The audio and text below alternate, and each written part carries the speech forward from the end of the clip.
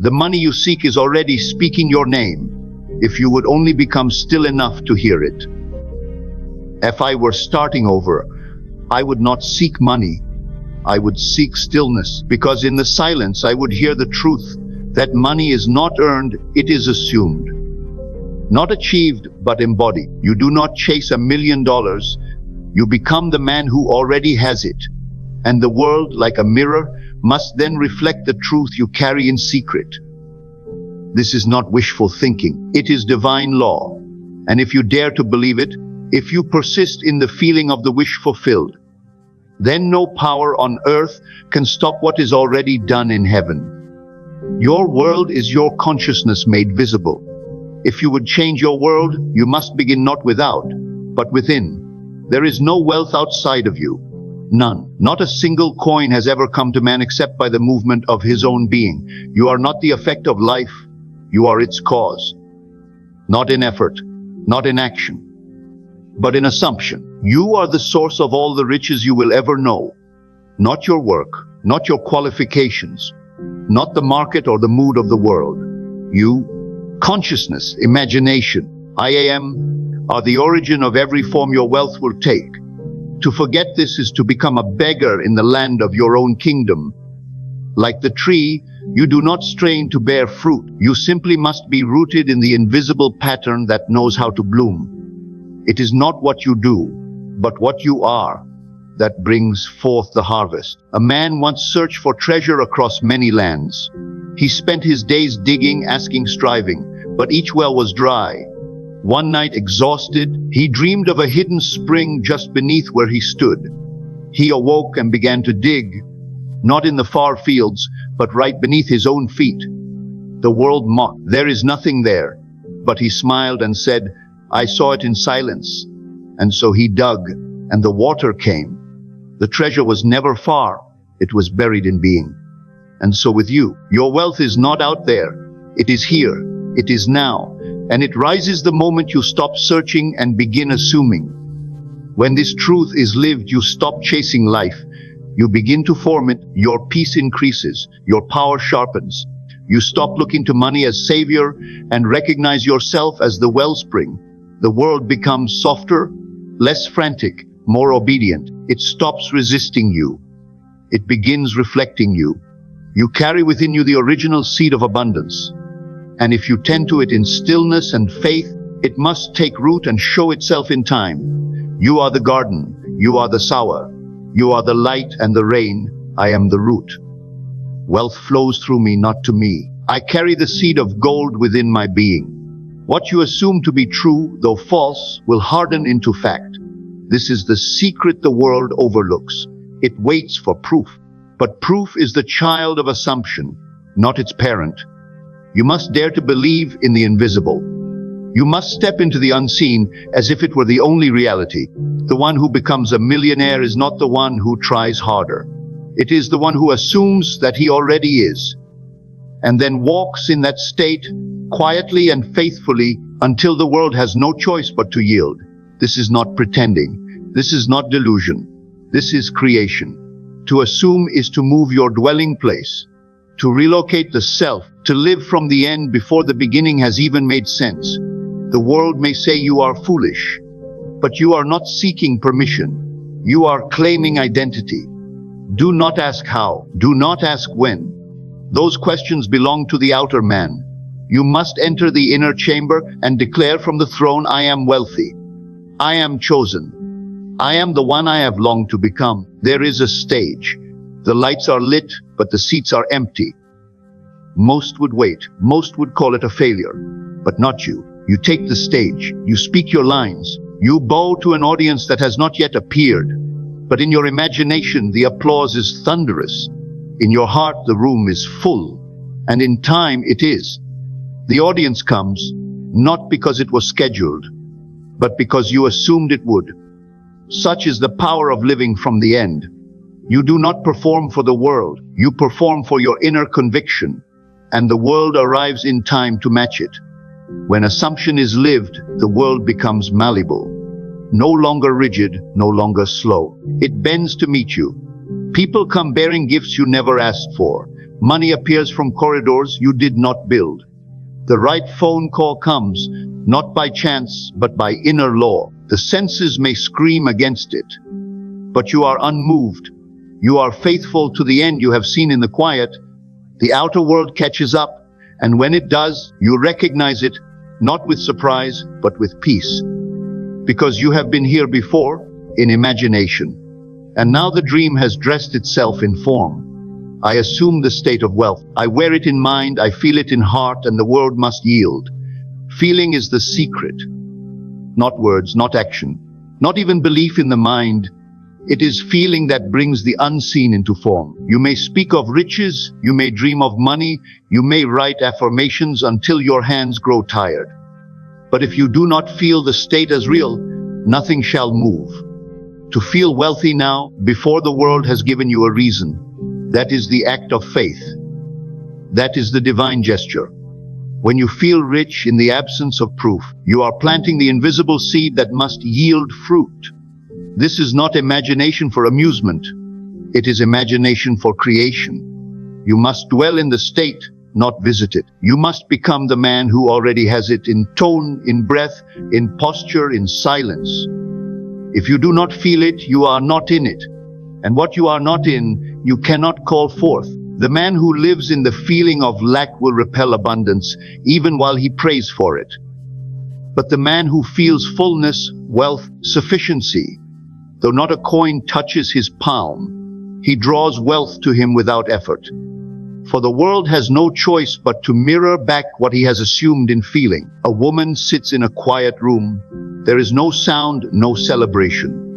But she closes her eyes and feels the warmth of silk around her. She feels the air of a high-ceilinged hall, the subtle fragrance of wealth. She runs her hand along the invisible banister of a staircase she does not yet own. She smiles, not because it is coming, but because it is already hers. No one sees this world but her. And yet, within months, the outer world catches up to her inner home. She did not wait for the evidence. She became the evidence. This is the gift, to feel a thing into being. When this is truly lived, you no longer need the world's permission to feel rich. You are not swayed by a bank balance or a missed opportunity. You remain in the feeling of certainty, and the feeling becomes flesh. You sleep in wealth. You rise in it. You greet the day as one who has, and the day must greet you in kind. I feel the reality of wealth. It lives in me before it lives around me. My feeling is the law, and it must be obeyed. You do not beg. I do not beg. I declare. To beg is to kneel before something outside yourself. To declare is to stand in union with the God within. Begging implies absence. Declaring reveals identity. You do not ask the sun to shine. You stand in its light. So it is with the desires of your heart. You do not petition the world. You do not knock on closed doors with trembling hands. You speak from the throne of your own being. I am rich. I am chosen. I am the one with whom life is pleased. The outer world does not give, it only reflects. To ask is to admit you do not yet possess. To declare is to know that what is asked has already been given. The one who prays without end does not trust the prayer has been answered, but the one who declares once and finally knows. There is a man. He stands in front of an empty field. No trees, no fruit, no signs of life. But he says aloud, "This is my orchard." He speaks not to others, but to himself. Each day he returns, not to ask, not to plead, but to give thanks. "Look how my trees grow," he says. Though the world sees nothing, he sees everything. And in time the field obeys his declaration. The invisible seeds answer the tone of his voice. The trees come. Such is the power of inner decree. You must stop asking. You must start assuming. You must stop hoping.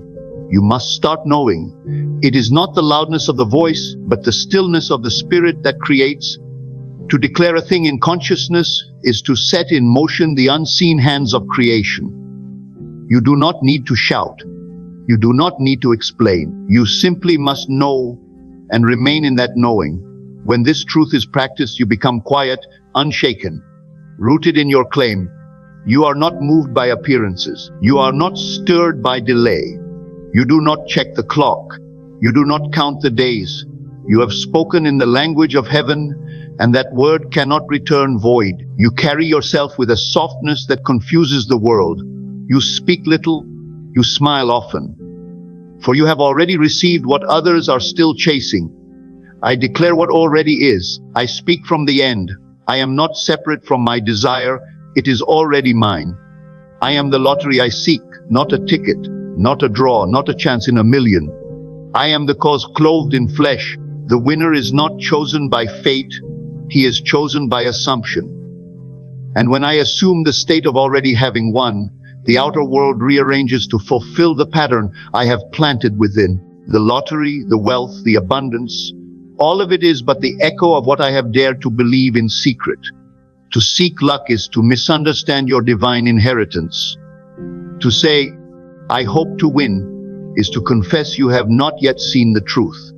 But to say, I am the winner, and to live from that conviction, that is the act of a master. That is the mind of Christ in operation. All things exist now. There is no future event. There is only a selection. What you choose to occupy in consciousness becomes your reality. What you dwell upon, you fertilize. What you accept as true, though unseen, must appear. There is a man. He walks into a shop. He buys a lottery ticket, but he does not place his hope in it. He places his knowing. He touches the paper, not as a seeker, but as one who remembers. And when he leaves, he does not check, he does not worry, he does not wonder. He walks as though the future has already bowed before him. He does not chase the number. He becomes the number. Such a man is not surprised by his fortune. He is fulfilled by it. This is the truth most will not dare to try. You are not hoping to win. You are being the winner. You assume the identity, and the world bends to match the mask you have worn in imagination. When I understand this, I stop trying to force outcomes. I do not strain. I do not calculate. I do not perform superstitions or rituals. I rest in the knowing that the world is clay, and I am the potter. The moment I feel the wind, I have shaped the mold from which reality must be poured. A woman once told me she imagined herself feeling the weight of a great sum of money in her hands. She did not see numbers. She did not visualize the wind. She felt the sensation, the heaviness of wealth, the silence of peace, the shift in her spine as her body relaxed into complete sufficiency. Within weeks, the money came, not by lottery, not by the means she had expected, but the exact sum she had embodied arrived, quietly, effortlessly, surely. The lottery is only a symbol. It is not the source. The source is you. You in your stillness. You in your decision. You in your willingness to believe without visible evidence. To become the winner inwardly is to compel the world to reveal it outwardly. This is not wishful thinking. This is law. When this assumption is lived, something shifts. The nervous energy disappears. The seeking ends. You begin to walk differently. Not in arrogance, but in quiet certainty. You speak little of money, for you no longer need to. You no longer ask when or how. It is already done in the only place that matters, your consciousness. And because it is done there, it must become visible here. Others will call you lucky. But luck is only the visible shape of an invisible state faithfully held. They will see the prize, but they will not know you were the cause. They will speak of fortune, but you will remember the moment you claimed it in silence. You will smile, not because you are surprised, but because it could not have been otherwise. I do not seek the lottery. I am the lottery. I feel the wind. I wear the wind. I am already chosen, and the world must conform to the shape of my knowing. I am already that which I long for. This is the holy revelation, the final act in the divine play. That what I seek, I already am. That what I wait for is waiting for me to awaken to it. That the future I have chased lives in me, now quiet and whole and finished. There is no becoming in the realm of spirit. There is only being. There is no someday in divine law. Only I am. You believe you will be rich, that you will win, that you will one day reach a certain place when everything aligns. But that belief holds the seed of delay. To say, I will be, is to say, I am not yet, and what you are not, you cannot see. But when you say, I am already, even in the absence of outer proof, then the law is fulfilled. Then the curtain falls and the scene must change. Because what you are in consciousness, you must be in life. The world cannot refuse the man who has already received in imagination. For imagination is God in action. And the moment you feel yourself to be a thing, you are it. All transformation begins with this bold, serene assumption, I am already that. Already wealthy, already chosen, already the recipient of everything I once thought I had to earn. You must become it inwardly before it can ever breathe in the outer world. And to become it inwardly, you must surrender your identity of lack. This is the greatest leap, not in effort, but in essence. To shed the old man, to strip away the cloak of striving, to remove the mask of, I'm on the way, and instead sit down at the banquet table of, it is finished. There is a man. He lives in a modest house, drives a modest car, works a modest job. But each night, before sleep takes him, he climbs inward. He closes his eyes and enters the mansion of his imagination. He walks its halls. He touches the golden knobs on invisible doors. He runs his fingers across marble countertops. He lies in a bed that does not yet exist in the world, but that he knows deeply in spirit. He does not hope. He does not try to create. He dwells. And because he dwells in that state long enough, it becomes his dwelling in the world.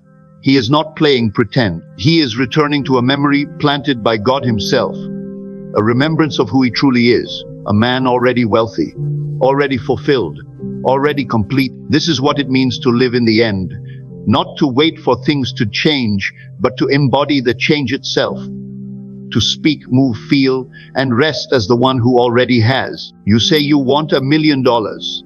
Then stop being the man who wants. Become the man who already has. You say you desire success, freedom, joy, overflow. Then stop reaching. Start resting in the identity that holds all those things. You will never manifest what you want. You will only ever manifest what you are. And to be it now, even silently, invisibly, without applause or confirmation, is to set the wheels of the world in motion. The outer must obey the inner, always, without fail. It may delay, but it cannot deny. And so you do not need to wait for the million. You only need to assume that you already are the one who possesses it. And let that assumption sink, not just into your thoughts, but into your breath, your walk, your voice, your tone, your stillness. When you assume the state of the wish fulfilled, the bridges of incident appear. You are not shown the way forward, you become the way forward. You move through life as a silent cause, drawing all things to yourself without demand. You are not becoming rich. You are remembering you already are. Imagine a mirror. You stand before it and smile. The reflection smiles instantly. But you do not smile because the mirror smiled. You smiled first. The reflection is only the echo, so it is with life. Do not wait for the world to reflect your desire. Be the cause. Smile first and watch the mirror obey. The outer is your reflection, and reflections cannot argue. They cannot delay. They cannot lie. So the question is not, how do I change my life? The question is, what am I being right now in consciousness? Every moment is an invitation to return to the end, to reclaim the fulfilled state, to abandon the illusion of distance and say again with authority, I am already that. And when doubt rises, as it will, do not wrestle with it. Do not argue with appearances. Simply return. Gently, quietly, reassume the state, like returning to a favorite seat in a house that is already yours. When the senses mock you, let them. When the world points to lack, bless it. For it is only the shadow of a former state, and it must pass. What matters is not what you see. What matters is what you accept. To accept yourself as already having received is to create. It is the very act of God. I am that I am, not I was, not I will be. I am. This is the name of God, hidden in every breath you take. The name you whisper every time you say, I am tired, I am broke, I am stuck. You have used it against yourself. But now you know. Now you can redeem the name. I am wealthy. I am chosen. I am free. I am the one whose life reflects the abundance of heaven. Live from this state, and the world will bow. Not because it favors you, but because it must obey you. When you persist in the assumption that your desire is already fulfilled, everything in creation is pressed into service. The people you must meet, the words you must hear, the moments that seem random, but were written by your own hand in the secret. The more you dwell in the end, the more life begins to conspire around it, not with force, but with quiet, inevitable precision. A man once planted a seed in dry earth. Others mocked. There is no rain, they said. The soil is dead. But the man only nodded. I already see the tree, he whispered. He watered the ground as if it were a forest. And in time, the rains came, not because he begged, but because he believed. Such is the nature of fulfilled assumption. It does not force, it does not rush. It abides. You must live in your wealth before you see it. You must walk in your dream before it walks with you. And yes, it may seem foolish to the outer man to act as though you are already rich, already secure, already a millionaire, when the world says otherwise. But remember, the world is late. It always arrives after the fact. The real creation happened the moment you accepted the new state. Everything that follows is but the shadow of that inner decree. This is why the rich in consciousness never hurry. They do not grasp, they do not plead, they receive. Because their receiving is not a future event, it is a present identity. You are not here to become, you are here to be. This is the mystery. This is the freedom. This is the law. And when it is fully understood, fear vanishes. You no longer worry whether things will come, because you are the thing. You no longer search for confirmation, because you walk in confirmation. The outer world becomes soft around you. People respond differently. Opportunities come before you speak. Money arrives without demand, and those around you will wonder what you've done. But you will know, you did not do anything. You simply stopped being someone else and began being yourself, the self that is already fulfilled, already whole, already in possession of the very things you once sought. And so, you walk gently through the world. You need not explain yourself. You need not convince. You simply be, and in this being you draw all things to you. You remember the truth, I am already that which I long for. I do not become rich. I awaken to the richness within. I do not chase the future. I live the end now. I am the one I have been waiting for. And the world, as it always does, responds not to the man who tries, but to the one who knows. I assume the identity of wealth. I dwell in it. I feel it. I live from it. It is not coming. It is here. It is not building. It is revealed. I am already that. And so we return, not to the beginning, but to the truth that was always waiting in silence. You need not struggle. You need not strive. You need only remember. All wealth begins within. All fortune flows from the state you occupy in consciousness. When you assume that you are already the one who has, when you feel the reality of the wish fulfilled, when you stop asking and start being, then the world, in its quiet obedience, must mirror your inner decree. Do not look to the outer to change. Do not wait for signs. Simply dwell in the end. Rest in the feeling. Walk in the knowing. You are the cause, not the effect. You are the source, not the seeker. And when you dare to persist in the unseen, you will find that the unseen becomes the only reality worth trusting. Close your eyes now. Let the desire dissolve into fulfillment. Not tomorrow, not later. Now, you are already that. And it is done.